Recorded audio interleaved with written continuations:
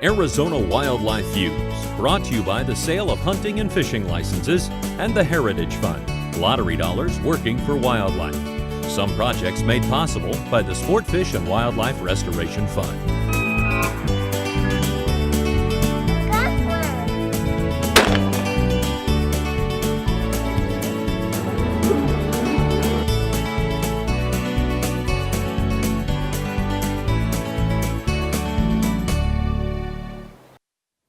Welcome to Arizona Wildlife Views. I'm your host, Jim Harkin. Tonight, we celebrate 25 years of fine fishing in our urban lakes. Then I'll take you on an up-close and personal tour of how to have a whole lot of fun outdoors. But first, we travel to the Navajo Nation and see how their hunter heritage is being passed on to the next generation.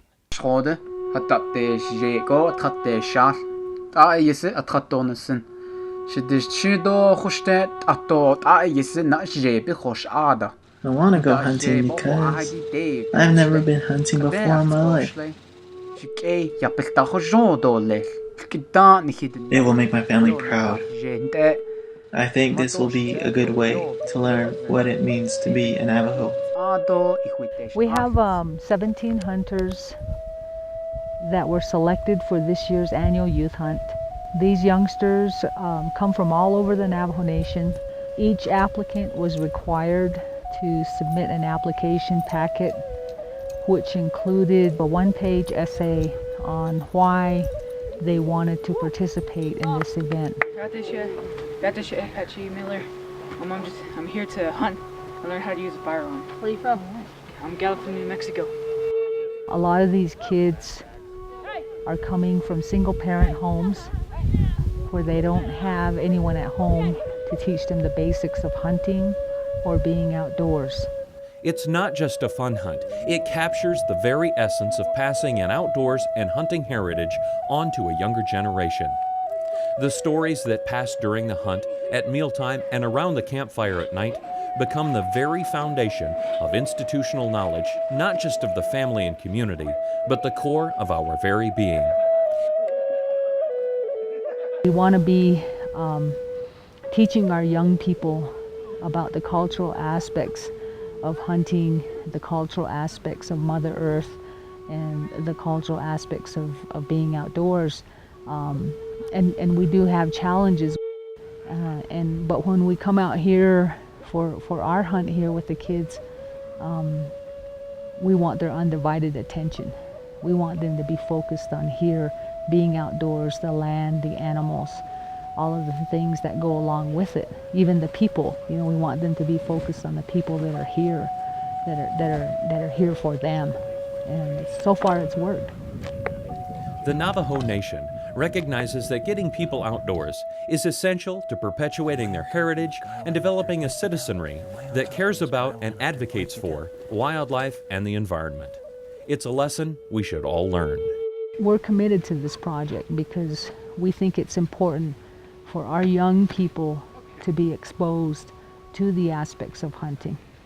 We think that it's important for them to know what they have in their backyards, and that the resources that we have as a tribe are enormous. And hopefully we teach them that they too have certain responsibilities as being tribal members. That's one of the reasons why we do this project, is because we want to teach our young people to be responsible. Personally, I feel really proud, because I've watched these kids from day one, from the time that they bring their application in with their fingers and toes crossed, hoping to be a part of the project. And you see them grow, from the first time that they handle a .22 firearm at hunter's education. Some of them are really afraid. I was pretty nervous because I didn't know if I can shoot it. Maybe I'll miss or something. Yeah, so I was pretty nervous, and I was excited because my first time ever I would get to go hunting, and it was cool shooting a gun. They're really not sure of themselves. You work with them throughout the whole year. You go through a lot of practicing, a lot of one-on-one coaching. And then it culminates here in the Carrizo Mountains in September. The kids arrive at the hunt full of energy, anticipating what's going to happen over the next few days. They're chomping at the bit, anxious to get out there and start hunting. But it's necessary to talk about a few things first. We're visitors to this place. We're visitors to Mother Nature here. And there's certain rules that we have to follow when we're out here. One is that we need to keep the place nice. We need to keep the place clean. You know, if you don't set those ground rules, you're just going to have chaos. You need to make sure that, you know, when we leave here, there's no evidence of us being here. And I think that's very important to establish that mentality in their mind. After introductions and welcoming remarks, the young hunters are taken to a very special area. Their eyes grow large when they see tables overflowing with goodies for them. Each one waits patiently for his or her name to be called to step forward. We're not just talking about a few hats and keychains. We're talking armloads of some very expensive hunting apparel and other goodies, some of which were specifically sized for the individual participant. We have very, very generous supporters of our project. I got boots, socks, a shirt, pants, a jacket, a backpack, a sleeping bag, and a hat, and a knife. Right now our major sponsor is Michael Waddell of the Bone Collector Show, which airs on the Outdoor Channel. He has been a tremendous supporter of this project. We also have other contributors as well. We have Rocky Mountain Elk Foundation, Arizona Desert Bighorn Sheep Society, Expert Archery in New Mexico. We have Tohlagai Bow Hunters organization here on the Navajo Nation. We have Navajo Guide Association, Sportsmen for Fish and Wildlife. We have a lot of sponsors just within our Navajo Nation government. A lot of Navajo Nation programs are contributing to this project in some way or another. With arms loaded to overflowing, the young hunters made it to their tents for final preparations for the next day's hunt. Hunters had the choice of stalking or fixed stand hunting and were welcome to experience both. One thing that makes this such a successful event is the mentor program. The majority of our mentors that we're using are Navajo Nation Department of Fish and Wildlife staff. These individuals are renowned hunters. We feel that it's important for our mentors to have good communication and good working relationship with the youth hunter. That's one of the things that we try to establish very early on in the project. Really got me into it, you know, wanting to hunt. He actually, you know, inspired me to go and keep hunting. He showed me some stuff, ways to hunt it down. We also use mentors from outside the department. These outside mentors have demonstrated their expertise and experience in being an outdoorsman in terms of being ethical, respectful hunters. Yeah, he had me, you know, going down to a little muddy pond, and he wanted to see if there's a deer prints, if they're fresh. And that's where the Arizona Game and Fish Department steps in. Larry Voiles, director of the Arizona Game and Fish, explains why it's important for the department to be involved in youth programs such as these. Our hunting heritage is important to the Navajo Nation. It's important to the Arizona Game and Fish Department. And kids' connection with nature and kids' involvement with wildlife is important to all of society. In one weekend, we can see these kids grow, see their confidence levels increase, see their passion and attention to nature go to a level that it's never been before. It's no different, no matter what culture you're in. Hunting, fishing, enjoyment of the outdoors is important to all of us, and it's really important to the health of our society. I think a lot of times we get focused on the concept of the hunt, and we forget just what it means for people to be out in the outdoors with their children, teaching them to be responsible in an environment where they have to be safe, where they have to be responsible, where they have to think of their stewardship of the resources. And they really do. They step up and grow in ways that most people just do not understand. And I think that's important for all of us, and that's why we're here. Responsibility, ethics, stewardship, passion for wildlife and wild areas. They are all such important lessons for the youngsters to learn and so difficult to teach. Gloria Tom explains how the Navajo Nation addresses this learning experience. We work with the kids all year round. Early on when they're first selected, we make sure that they understand that they're in a very unique program. Not every kid is afforded this opportunity. And we let them know that very on in the process, and we also tell them that the person that they're assigned to, their mentor, is someone who is very committed to the project and somebody who knows a lot about hunting and about being outdoors. Shot. You got him, man. Give me a high five. Good shot. It's Look at him. important in order for the youth hunter to be a success in this program that they have to listen and they have to understand what's being told to them by their mentor. The relationship that the mentor has with the youth hunter is a very special relationship, and it requires mutual respect from both sides. And that's just something that we promote with the kids and with the mentors. If we don't have that connection, then of course you're not going to have a good working relationship. And that's what it takes in order for the youth hunter to be successful in our program. For the mentors, the hunt also holds special meaning. Every kid is just anxious. We're excited. They're just like, they want to be out there. They want to be a success. And it's so neat to see them succeed. When they bring in their animal, they're so proud of themselves. They're just, you see them, their chests get a little bigger, and their heads maybe get a little bigger, and they just feel really proud of themselves that they've succeeded. And I think that's the neatest thing for me to see. For me, it makes it all worthwhile. Well, I do want to do this again sometime again.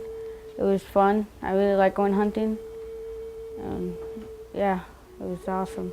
This is where it's at, so I'm very satisfied with that. It was obviously a thrill for those kids that took part in this year's camp. But if hunting's not your thing, how about fishing? It's fun, it's easy, and in many cases, it's practically in your own backyard.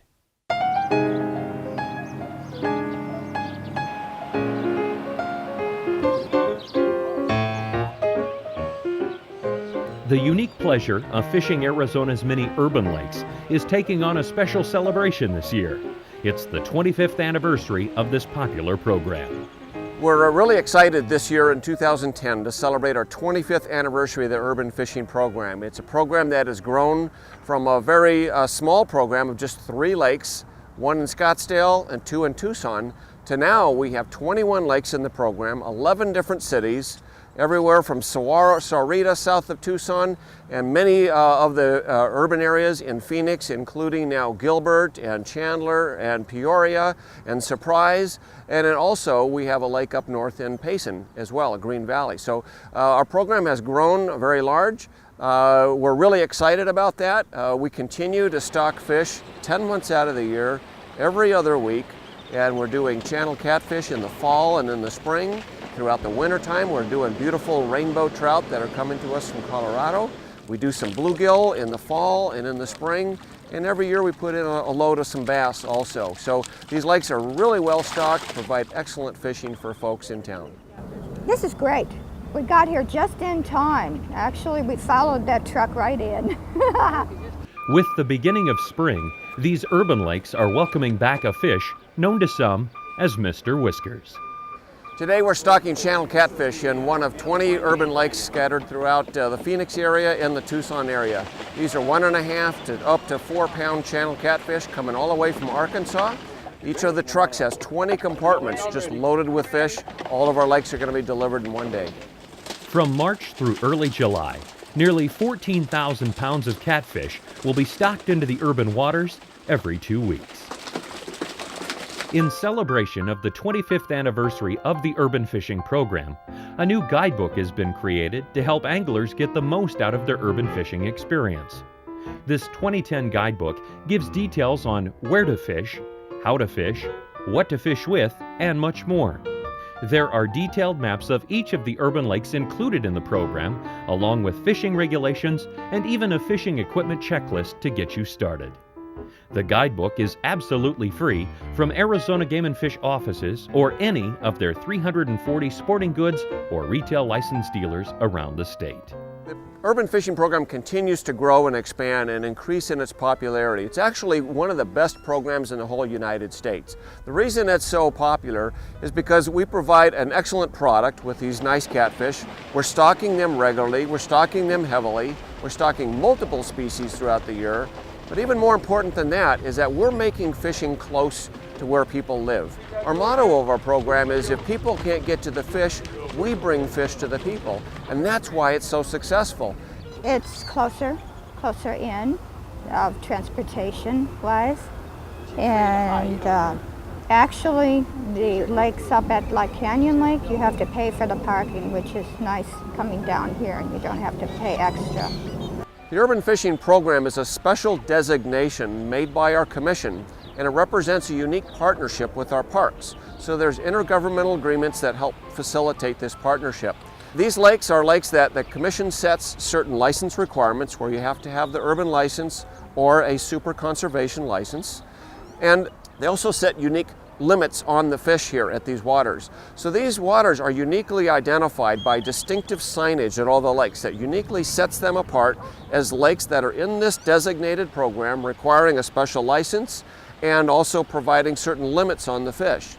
If you are over 14 years of age, you will need an urban fishing license, which is $18.50. Kids under 14 fish for free, and so do some of the other anglers drawn to these urban waters.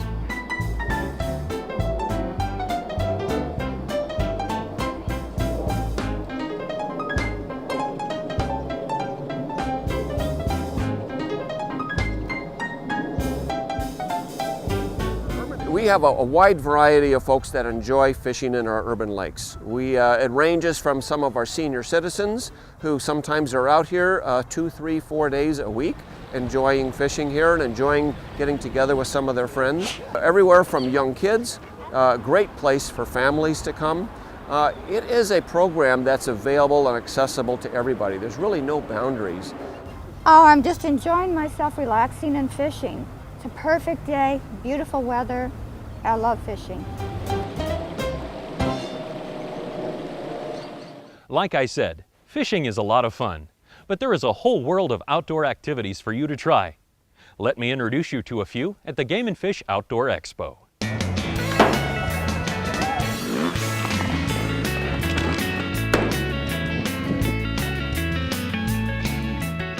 Here we are at the Outdoor Expo at what I call my favorite section. When I'm not hosting the TV show, I'm the Off-Highway Vehicle Public Information Officer, and I get to work with these guys every day.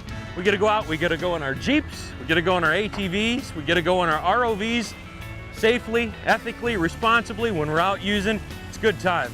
Look at that guy. Wouldn't that be fun? But if the word horsepower means something a little different to you, here we are at the Cowboy Mounted Shooting Arena. This arena was new last year, and as you can see, they're in action, and they are shooting balloons, but they're just using blanks in their guns, and the embers of those blanks actually pop the balloons. They only go about 10 feet or so. Part of this is that they ride in a pattern, and they go as fast as they can to try to set a time, and balance can be a key. As you can see, the action's pretty fast and furious.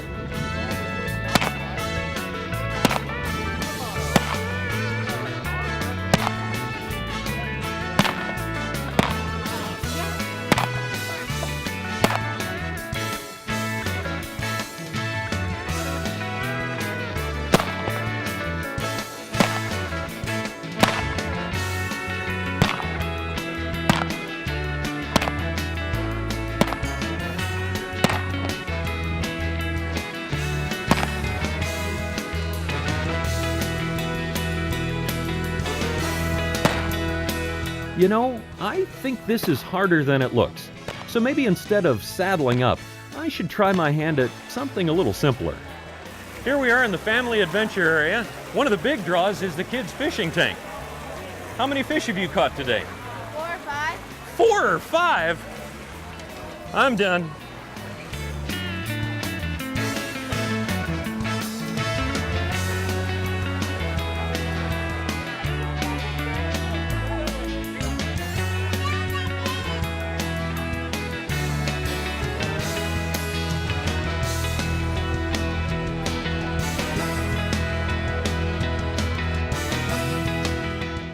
Okay, so the kids fished better than I did, but there are tons of other things I can try. When you come out here, you get to try a lot of cool hands-on things. Get hands-on instruction while you're at it. One of the coolest things is how to shoot a bow and arrow.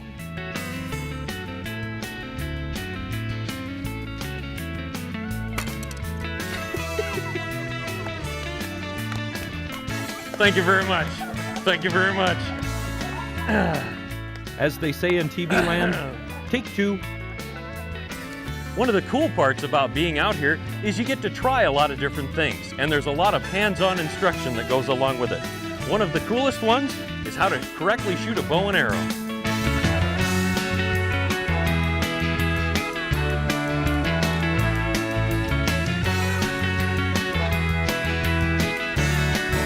Ta-da! Now that I've mastered archery, I want to try my hand on the pistol range. Every year, gun manufacturers like Smith & Wesson, Ruger, and Glock bring their wares to the Expo, and they are more than happy to show you how to correctly shoot them. I'm going to try out a 9mm semi-automatic Glock pistol. Just slide it in there? Slide it right inside. Then what we teach is we teach come across the back of the gun, grab the slide, just pull it back slightly and let it go. That's it. Okay. All right, whenever you're ready.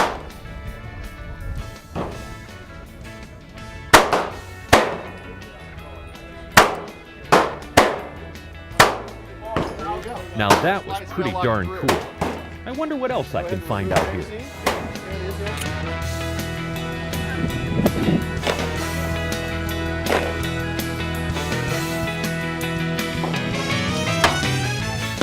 Well, out here in the family adventure area, there's all kinds of creepy crawly things to see. The Phoenix Herpetological Society brings out all kinds of things like this ball python. They've got a monitor lizard, even an alligator that kids can get in and pet.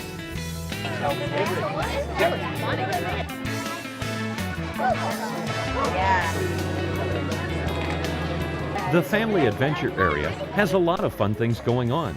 Kids can shoot .22 rifles, look at a lot of cool wildlife, and learn about all things outdoors in our great state of Arizona. You can even hop on a free trolley for a short ride down to the vendor tent where you can shop for all kinds of fun stuff. Here in the vendor tent, there's a lot of stuff. Look at all these goodies. My Christmas shopping's practically done. And if you're looking for something just a little bit bigger, out here we've got lots of boats. I'd love to go boating if I only had some water.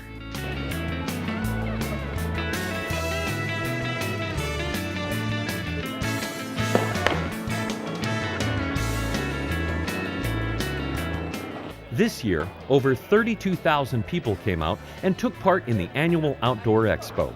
And they got to enjoy so much more than I was able to show you. There's everything from hunting dog demonstrations to wildlife presentations to mountain bikes and casting classes. And the best part, it's absolutely free. Now, if only that boat was free. I have always wanted to do this. I'm the king of the world! That's our show for tonight. You've got questions about anything you've seen on the show, go to our website at azgfd.gov. On behalf of producers Carol Lind and Gary Schaefer, I'm your host, Jim Harkin. We'll see you next time.